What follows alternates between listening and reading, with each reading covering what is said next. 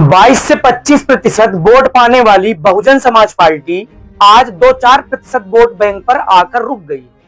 लेकिन 2025 में होने जा रहे बिहार के विधानसभा चुनाव में बहुजन समाज पार्टी आकाश आनंद की अगुवाई में क्या पार्टी की स्थिति और संगठन को मजबूत कर पाएंगे अथवा नहीं? क्या बीएसपी अकेले दम पर 243 सीटों पर लड़ेगी तो यह एनडीए के लिए मौका हो सकता है या फिर झटका? क्या बहन कुमारी मायावती ने आकाश आनंद की परीक्षा के लिए बिहार की समस्त 243 सीटों पर चुनाव लड़ने का जो फैसला लिया है उसका संबंध आगामी 2027 में उत्तर प्रदेश में होने वाले विधानसभा के चुनाव का नतीजों का अनुमान लगाना है क्या?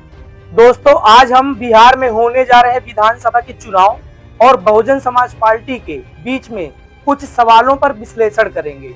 इसलिए निवेदन है आपसे कि वीडियो को पूरा देखें और कमेंट बॉक्स में आप अपने सुझाव सलाह जरूर साझा करें।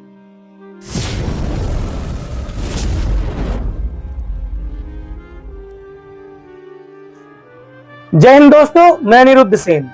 दरअसल 2007 से लेकर 2012 तक उत्तर प्रदेश में बहुजन समाज पार्टी की सरकार थी और पूर्ण बहुमत की थी, जिसमें बहन कुमारी मायावती मुख्यमंत्री थी।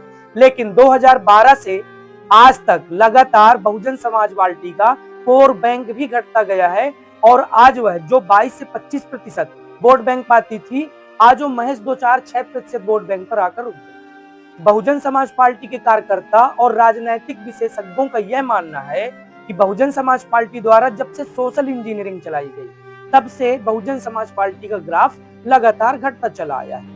क्योंकि बहुजन समाज पार्टी का जो कोर वोट बैंक था, जो लोगों का जुड़ाव था, बहुजन समाज के लोग जो बहुजन समाज पार्टी से लगातार जुड़ते चले जा रहे थे, यह मिशन बनता चला जा रहा था। उसका मुख्य कारण था मानवर साहब कांशीराम की नीतियां और उनका कैडर, जिस बदौलत से लोग उसमें जुड़ रहे थे। बीएसपी का कैडर पढ़कर लोगों में एक जुनून आता था। लेकिन जब से सोशल इंजीनियरिंग लागू की गई, तब से उन नीतियों और उस कैडर पर जो कांशीराम चलाते थे उनमें प्रतिबंध लग गया और वहीं से बीएसपी का पतन होना चालू हो गया। लेकिन ये हमारा सुझाव है, लेकिन ये हमारा अनुमान है। यदि आप कुछ और कहना चाहते हैं, आपके कोई और सुझाव हैं, आपकी नजर में बीएसपी का ग्राफ कम होने का कोई कारण है, तो आप कमेंट बॉक्स में हमें जरूर बताएं। लेकिन अब बसपा सुप्रीमो मायावती जी द्वारा बहुजन समाज पार्टी को फिर से नई दिशा देना, फिर से मजबूत करने के लिए नई रणनीति, नए फैसले लिए जा रहे हैं। वहीं आकाश आनंद को पार्टी का नेशनल कोऑर्डिनेटर बनाकर फिर से वापसी की गई है और यह ऐलान किया गया है कि पूरे बिहार में बहुजन समाज पार्टी अपने दम पर 243 सीटों पर चुनाव लड़ेगी, जिससे कि इंडिया गठबंधन और एनडीए गठबंधन दोनों की नींद हराम हो चुकी है साथियों। लेकिन यह अनुमान कैसे लगाया जा सकता है साथियों कि बीएसपी के अकेले चुनाव लड़ने पर एनडीए को नुकसान होगा? क्योंकि अभी हाल में 2023 में मध्य प्रदेश में जब विधानसभा के चुनाव होते हैं तो बहुजन समाज पार्टी पूरे मध्य प्रदेश में अपने दम पर चुनाव लड़ती है। और होता क्या है कि जो कांग्रेस का वोट बैंक है वह बीएसपी का ही है। जब बहुजन समाज पार्टी अकेले दम पर चुनाव लड़ती है तो कांग्रेस का आंशिक वोट निकलकर बहुजन समाज पार्टी में आता है और कांग्रेस यानी इंडिया गठबंधन कमजोर हो जाता है। लेकिन जो वोट बैंक निकल के बीएसपी में जाता है वह बीएसपी को जिताने के लिए पर्याप्त नहीं होता और इसका सीधा फायदा उठता है एनडीए को, यानी कि भाजपा को। और ऐसा ही हुआ था। बहुजन समाज पार्टी यदि बिहार में चुनाव लड़ती है अकेले दम पर, तो हो सकता है कि कांग्रेस का कुछ आंशिक वोट बहुजन समाज पार्टी ले ले और इसका फायदा एनडीए गठबंधन को मिल जाए। लेकिन चिराग पासवान ने भी यह ऐलान कर दिया है कि बिहार की 243 सीटों पर उनकी पार्टी अकेले चुनाव लड़ेगी और इधर बहुजन समाज पार्टी।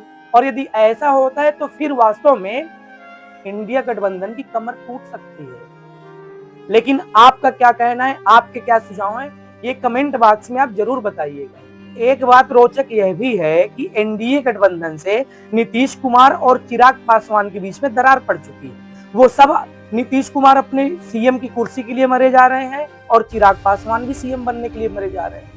और इस स्थिति में यदि मायावती अकेले चुनाव लड़ती हैं तो हो सकता है इसका सीधे फायदा उठ जाए और बीएसपी के खाते में 10 से 15 विधायक भी आ जाएं। क्योंकि बिहार के वोट बैंक में 52% वोट बैंक है ओबीसी का और बीएसपी पार्टी इस बार ओबीसी के ज्यादा प्रत्याशी उतार रही है, जिसमें से अनिल चौधरी यानी जो कुर्मी उनको बिहार चुनाव का प्रभारी भी बनाया गया है और ज्यादा से ज्यादा प्रत्याशी ओबीसी समाज के उतारे जा रहे हैं। तो बहुजन समाज पार्टी में मायावती की नजर इस समय इस बार ओबीसी वोट बैंक पर भी है, जो पहले नहीं रहती थी। वहीं बिहार और उत्तर प्रदेश की सीमा से करीब 10-15 सीटों पर बीएसपी की अच्छी पकड़ है और दलित वोट जो है वो 16% है। लेकिन दलित वोट बैंक जो 16% है, वही वोट बैंक नीतीश का भी है, चिराग पासवान का भी है और बीएसपी का भी है। लेकिन उसमें से 5% जो वोट है जाटो समाज का, वो बहुजन समाज पार्टी का कोर वोट है। इसलिए कुल मिलाकर बहुजन समाज पार्टी की मायावती की नजर इस बार बिहार के चुनाव में 30% वोट पर है और यदि ऐसा हुआ तो बीएसपी को अच्छा खासा फायदा हो सकता है। वहीं यदि 10-15 विधायक आ भी जाते हैं पार्टी में तो बिहार के चुनाव में बहन मायावती किंग मेकर की भूमिका निभा सकती है, ऐसा हमारा मानना है। और चलो मान भी लेते हैं कि बीएसपी के खाते में 10-15 विधायक नहीं आते, कम आते हैं, तो भी यदि बीएसपी के वोट बैंक में इजाफा होता है, संगठन मजबूत होता है, आकाश आनंद के चेहरे से यदि यूथ जुड़ता है, समाज फिर से प्रभावित होता है, बीएसपी की पुरानी नीतियां यदि कुछ हद तक भी बिहार में लागू की गई तो उसका असर आने वाले उत्तर प्रदेश के चुनाव में दिखना है और आकाश आनंद पर भरोसा करेगा समाज। इसलिए यह चुनाव दोनों तरह से मायावती के लिए फायदेमंद है। पहला यह यदि बिहार से 2-4-10 विधायक भी आ गए और बीएसपी पार्टी को बिहार के सरकार बनाने में कोई भूमिका मिलती है तो वो छोड़ेगी नहीं। और दूसरा यह यदि संगठन में बीएसपी समाज पार्टी में यदि वोट बैंक में इजाफा होता है तो उत्तर प्रदेश में होने वाले चुनाव में अच्छी खासी सीख मिलेगी और आकाश आनंद का चेहरा एक विश्वास की नजर से समाज के सामने आएगा, जिस पर अभी संशय है। बिहार चुनाव असल में आकाश आनंद के लिए परीक्षा का विषय है। यहाँ पर देखना यह है कि आकाश आनंद अपनी नीति, अपनी कार्यकुशलता की वजह से पूरे देश में बीएसपी पार्टी को मजबूत करते हैं अथवा नहीं। हालांकि आप क्या कहना चाहते हैं ये बात भी आप कमेंट बॉक्स में जरूर बताएं। इसी के साथ साथियों हम अपने वीडियो को यहीं पर विराम देंगे। हमारा तो यही विश्लेषण था कि आखिर बीएसपी पार्टी के बिहार चुनाव और आकाश आनंद की पहली परीक्षा में होगा क्या। आप क्या कहना चाहते हैं जरूर बताएं। यदि आप हमारे चैनल पर नए हैं तो हमारे चैनल को सब्सक्राइब कर लें, हमें मजबूत करें, सच का साथ दें। इसी के साथ जय हिंद, नमस्कार।